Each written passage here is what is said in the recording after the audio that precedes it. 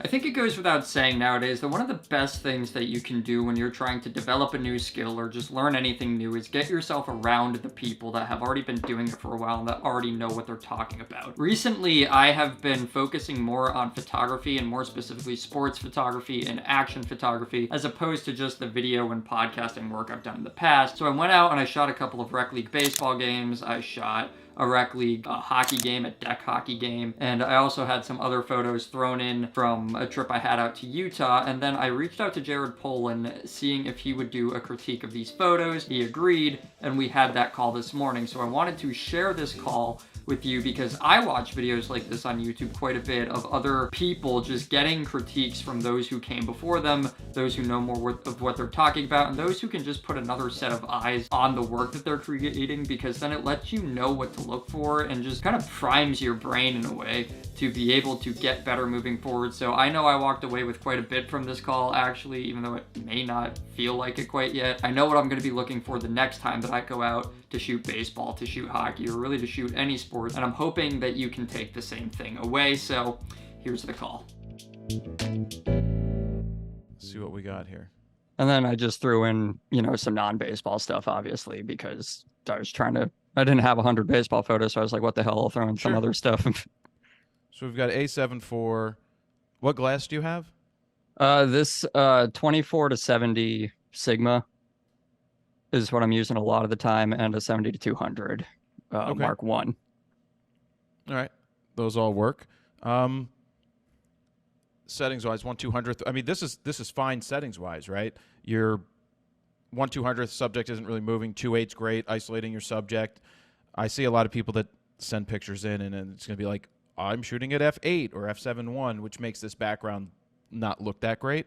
In this case, it's fine. I like that you got down on a lower angle, right? I think a lot comes down to how are you going to edit it, right? Like, how are we going to edit this so that it has a little bit of punch to it? I think that's where a lot of people go wrong. Or not go wrong. They just don't have a good starting point. So you see how flat it is where you started? Mm-hmm. And then I just, throw a preset on it here.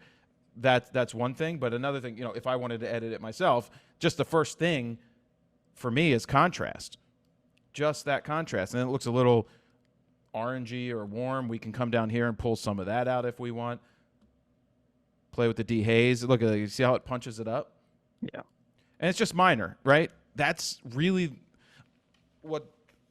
So a lot of it is once you take the picture, it's not done, right? You have to edit the picture. And so it's great to have a good starting point with the good exposure and everything. But then once you process it, it brings it to life. So that's what's going to help your images stand out more is just processing. And it's not about pushing presets. You have all these different options that just give you a different look and a different place to start while you figure out what your style is, right? My thought is you don't want to put presets on, 17 different presets. One picture has one, another has another. You want to find your consistency. And that's why we have them, is to help you figure out a starting point so that you can get better. Misfocus, right? Mm-hmm. You're at an 80th of a second. So one thing I wouldn't be afraid of doing is bumping the ISO. This camera can handle 10,000 ISO. I'm not saying you do that outside, but there's nothing wrong with bumping ISO. So it's not video, so it's stills. You can push it, but you don't have to push it too far. An 80th would be fine, but I don't think there's image stabilization in that lens, is there? I'm not even sure.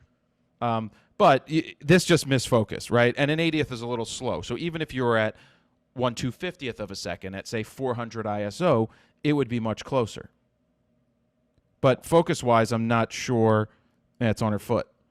So what focus mode are you in? For this picture, I don't know. This was a while ago. I had a trip out to Utah, and I don't know what I was doing. And then I started playing with my focus modes and whatnot a lot more when I got into the baseball, trying to get into my autofocus settings and that sort of thing. But again, that's one of the places where I'm struggling right now because I'm so used to video and it's just eye tracking most of the time. Well, same thing here. It should be the same mode. It's the same mode. Like if you're doing it for video, it's the same thing. It's the one.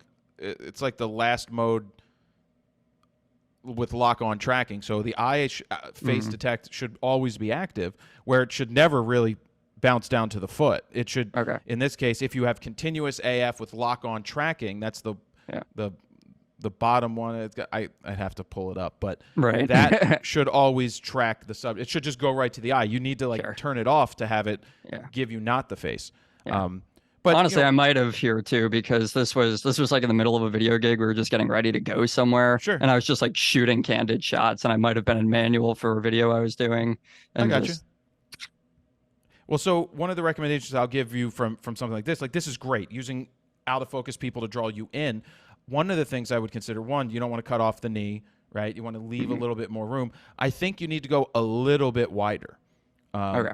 To try and tell the story. Where are we in the environment? Where is the scene happening? So that's why I always hammer home the wides, the mediums, the tights, and the details to everybody every single time, is that you want to capture the story. So if you're at 20, you could be at 24 and get a shot, and then you can bang in a little bit and get the horizontal like this tighter. Then you can go vertical if you have the time. But you get that first shot that you need, and then you start changing focal lengths or angles. But this is good, right? I like this. I like your processing. I think that works out. You didn't overdo it because we still have nice shadows in here. I mean, maybe I would pump the contrast just a little bit, right? So that the pants don't gray out and everything, but it tightens it up. But you did a really good job exposing this. This works out. You just want to be careful about the slower shutter speeds if subjects start to move. Mm-hmm. And also, there's probably no reason to be at f4 either. Right. You know, if you have that 2.8. Yeah, see, everything's a little too tight at 70. Gotcha. And it's not saying that you shouldn't shoot anything tight. It's good, but where's the scene, right? If we bounce through the next couple, it's like we don't really have the scene of what's going on, right?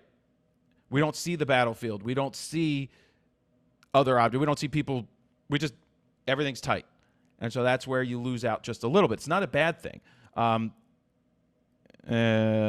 guess that one missed because of possibly for the goggles.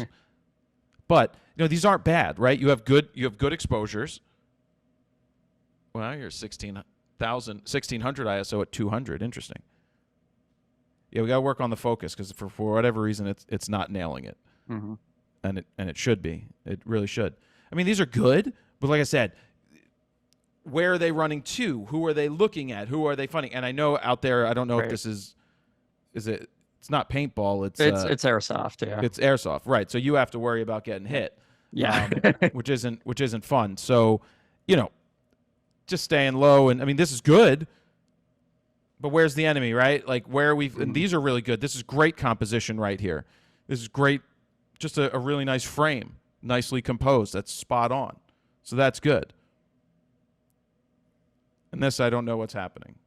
This was they were doing basically like a really hard running exercise type of thing. So she's like smoked because she just ran like 15 miles or something. Got it. Crazy. Yeah. Yeah. I mean, it's all about telling the story the best way possible. I mean, this is fine for hockey, right? For the ball hockey. 1/2500th, good. You went to a faster shutter speed. What happened? You went to a Canon? Yeah, so that was actually kind of funny. I showed up to that and I brought my whole camera case and forgot I took my camera out. So I had a friend in the area that had an R6 and I was like, dude, I need to borrow a camera real quick. And let me guess. That's why all these are the R6. It worked better, didn't it? Maybe a little bit. I don't know, because this was the first time I was really shooting like more intentionally only stills and was paying attention. So, but I did like the R6. Yeah, the focus is going to be slightly better. So 70-200, perfect hockey lens. Only thing with this, just leave a little bit more breathing room at the bottom. It's minor. Okay. That's minor, right? That's not a big deal, but just leave a little bit more space. I think you edited these pretty well. I think they're really, really close. Settings are fine, 1/2500th of a second. They're not going to be running that fast. Yeah. Another thing with one thing with hockey is you want to try and get the action in front. I know it gets a little more difficult when they start crisscrossing in front of the goalie, but sometimes it's great to have those people out of focus while you're focused in on the goalie and they're making a save. But this is fine because you're right where you need to be at the goal. So these are great. They're isolations of the goalie, but you don't have the fighting going on around them, right? You don't have the guys battling in front of the net. So that's what you kind of want to look for. They're good action shots, though. So don't get me wrong on that. Yeah. It's fine. After the game out there works. I mean, guys playing fake hockey, but whatever. Who's going to tell them? I will. You don't have skates, it's not real hockey. It's kind of true. I say that about roller, too. But no, these are good. I think you did a good job doing this, but where's the other action? Where are the guys coming up the floor, right, with the puck? Ball. Right? We don't have any of that. You focused in on the goalie, unless that was what you were going for. Yeah. But yeah, where's the other action? Right? Guys streaming down the boards or someone standing them up at the line, right? So you just track that stuff, and it should be part of the action that you add. And I don't know if you did do that or didn't do that. So yeah, right. Because this is just a handful of the ones I picked for this, but yeah. Baseball. Oops, super low res on that one. So I don't have the settings here, but this is fine, right? I would remember I got low res, but just a little bit more contrast makes it pop. That's what you're going to see with a lot of baseball images or sports images, that a lot of the pros see. This ump is not in proper position, by the way. Yeah, I'm aware. He is way too far. Look how far back he's from the plate. That's like 5 feet. Like I umped. My dad umps, still umps, and this is just terrible. Look at his look where he is. How is he going to see any of the pitches? You got to tuck in behind. He's 3 feet behind the catcher. And I know this isn't a critique. I'm critiquing the umpire here. But seriously, how can you call balls and strikes when you're 8 feet behind the plate? That's just terrible. This is a good shot, though. That's good action. Just pump that contrast. Lehigh Valley Adult League here. All right. So what lens was this? This would have been 70 to 200 back on the A7 IV. So you need to get closer to the net. We shouldn't be seeing the net. Okay. I don't know if you were at 2.8 or not. For that one, I'm not sure either. So I was doing 4 quite a bit for batting shots. I don't know why, but I was. But some of them will be 2.8. So yeah. So you see how you can see all the netting. You shouldn't see the netting if you're up on the netting, and at 2.8, it just basically disappears. Yeah, I mean, guy in the field, but you just there's a ball there. You just got to really wait for the. Well, you got to guess right. Yeah, you got to guess right on where the action's going to happen. I mean, these are great. This is a great low angle. This is a great place when you if they're swinging. Just a little bit more contrast. But yeah, this is perfect, right? Great settings. Not that I see your settings, but this is exactly where you need to be. Great low angle, great composition. You got the fielder out there. You got the stands that aren't, or the background that's not a distraction, so that's good. And if you don't have anything longer than a 200, it becomes very difficult to do. Because then it starts to look like snapshots. Now, this isn't bad. I don't know if that's what this is. I don't know if that's dust I don't know either. or the field. I can't tell. Ugh, that was a weak swing. Look at his wrists. But yeah, no, this is good. Good angle. Yeah, turning a double play. Good, probably cropped in a little. Yeah. Yeah. So I mean, with the 7200, there's only so much you can do with the ball, but that's really good. Recommendation: if you're going to do the pitcher shot, don't do it during warm-ups. Okay. Because I can tell you it's during warm-ups because this guy's not paying attention over here on the left. Right. So just make it game action. Yeah, just block off a couple of shots during the first pitch or so. But it's good. That's good. Because we got the out-of-focus guy here. We got him waiting for the ball. But then you're going to see it's going to get repeatedly boring from the same spot. So it's just trying to, what other stories can we tell, right? So if you have access to the minor leagues, what stories will they allow you to tell? Can you be on the bench getting the guys with their head down, dumping water on top of it, right? Or guys sweating, or guys looking at home plate, but you're on the other side trying to get them looking at home plate, so you get the eyes with the field light because they're in the shade in the dugout, but then you have like the sun and nice catch light in the eye from the field. So think about those. Then you've got the rack of bats. Then you have maybe somebody's glove with a ball in it sitting on the step waiting to go out. Then you have all the helmets lined up, right? You got the stuff in the on-deck circle, stuff between innings. Then you have guys in the on-deck circle. So if you're behind them and they're getting ready, that gives you another opportunity to tell a different story and a different angle. Yeah. So you got to think, and if you have access, this is how you you get stuff that's different than just game action, because game action starts to get boring after a while. So where's pregame warm-up? Get out there for BP. Get down there low as the guys are stretching, right? Get up near the batting cage if they're doing a batting cage for warm-ups. You know, shoot through that, or straight from behind it, but a wide angle. Or the coach is standing behind it, up looking and watching, so get closer to get that whole angle. So it's all about finding different stories and different angles that go beyond the game action, that fill in the story so that you're not left with just the same picture over and over. Right. So now, from a business perspective, let me ask you a question on that, though, because a big part of this was that it was Lehigh Valley Adult League. It's an all-star game. The other one's same thing, just up closer to Scranton. But so a big part of what was going through my head for this is that I'm basically just trying to get coverage of everyone, because what I did is I went and shot the game and then sold the photos after. Yeah. So a bunch of people wanted photos of themselves. So for that, you want to make sure, I mean, I would be down the other side. Like, okay, so you're going to go around the infield and you're going to get every boring photo of everybody waiting for, like, in position, right? Ready position. You're going to do that. You're going to go around the infield. You're going to make sure you get that. You get the pitcher. You get the catcher.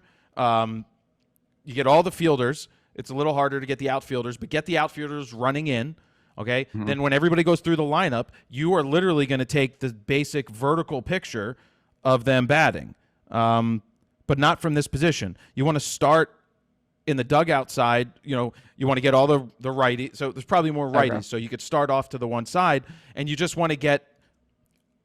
Yeah, well, I want to show you pictures, but I can't show you certain things. So let me. You know, general baseball photos from the outside, right? Because on the field, you should have a spot down the line, like a photo well, or even if you're in the dugout. So what you want to make sure is everybody that goes through the lineup, you get them standing there, ready to bat. You try to get them swinging also to hit the ball. That's great too. But you always want that standing there ready for the action. Just so that you have something, right, of everybody. And then you do the other side. You can get the lefties too if you're from the left side. You could wait for them to fully swing or get in there and you know, get the follow through. So you want to try and get that. Then you want to obviously game action is game action. You try to get that, but you want to go through the lineup and make sure that you get everybody in the field every time they come on the field. Just get, even if they're just there standing around. I mean, not standing around, but in ready position. That's going to be great. And then maybe you can get down the line a little bit to get some of the outfielders or get them running in. So it's just a matter of trying to cover as much as possible. So it's not just this angle, because we don't really see their, you know, who they are.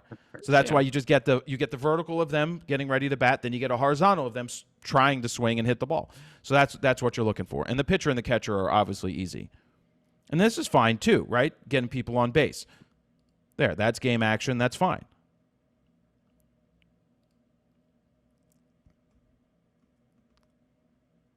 Fine. You're up a little higher now. So yeah, great. Behind the plate. It's difficult with the 7200 because you're going to get all this netting in there.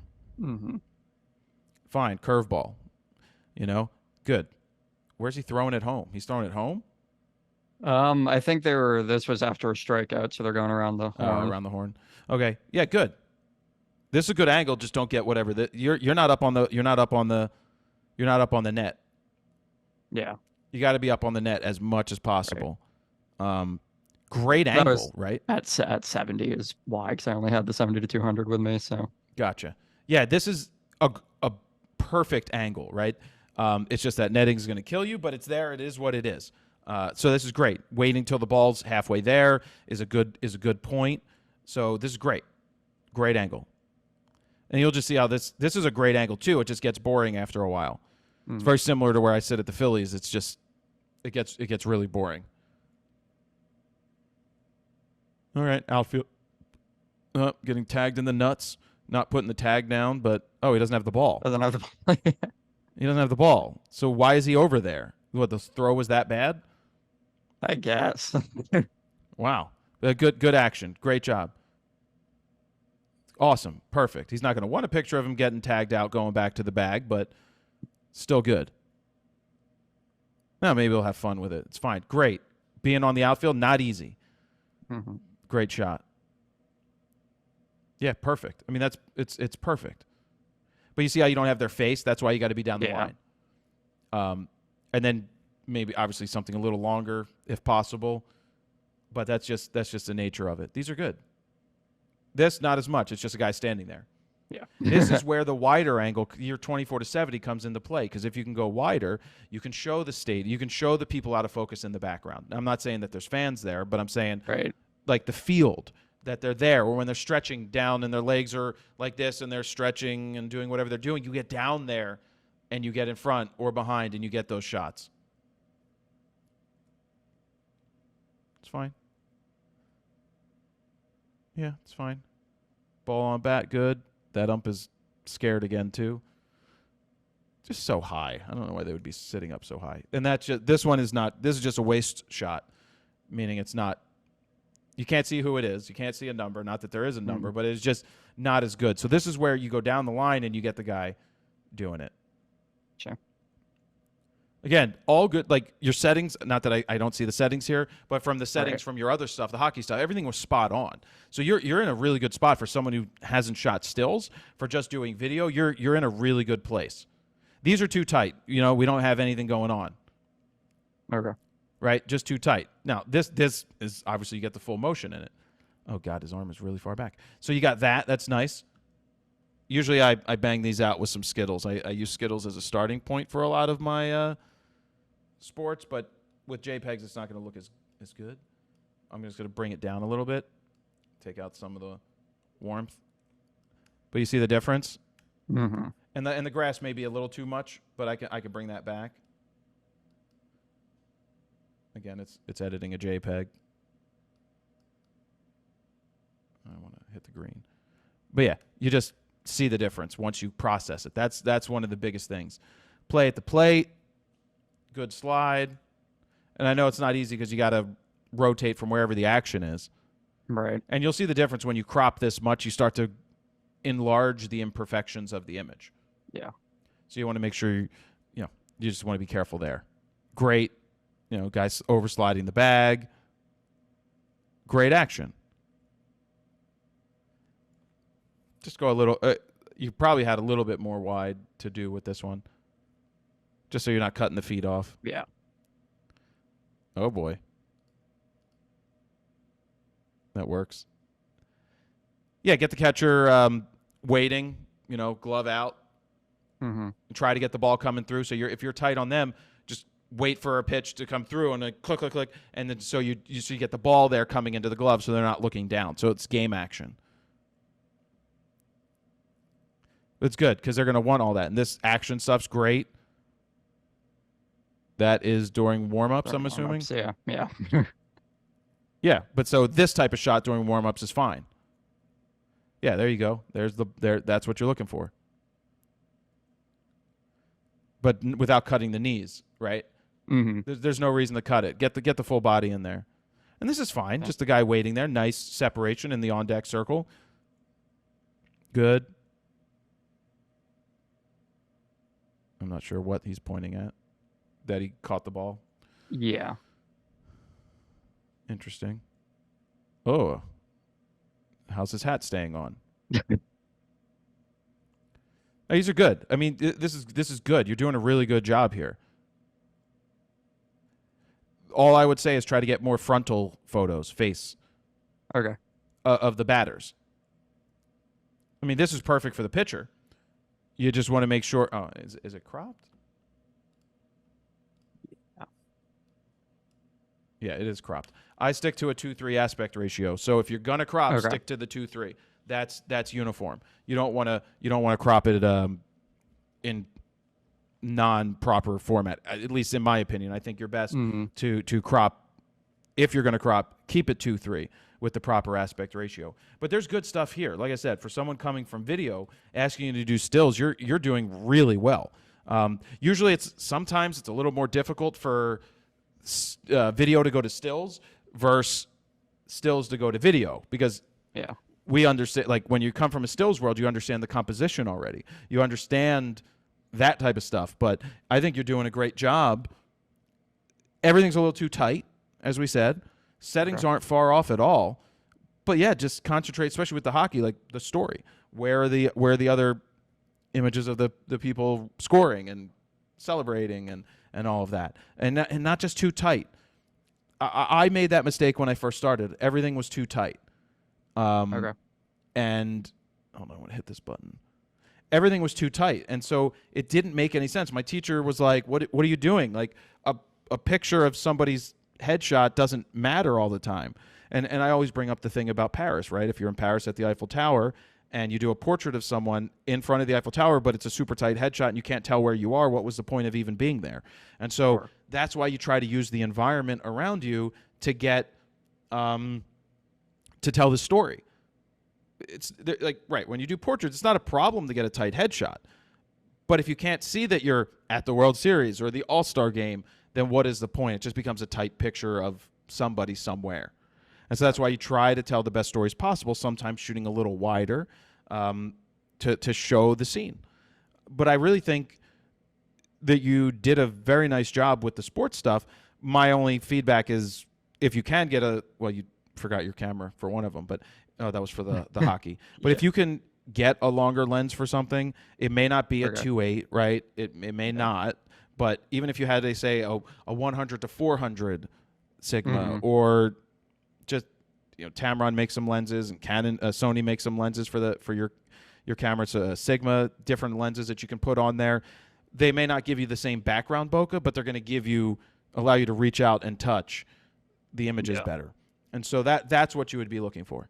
All right, I hope that was of some sort of use to you. Of course, if it was, you can leave me a like and a couple of comments about what you were able to take away from the call. I want to know if content like this is helpful to you guys, or if I'm just a nerd that really likes this type of content. I'll keep seeking it out for myself on the general internet, but that's all that there is for today, folks, and I'll see you in the next one. I guess I'll do one of those.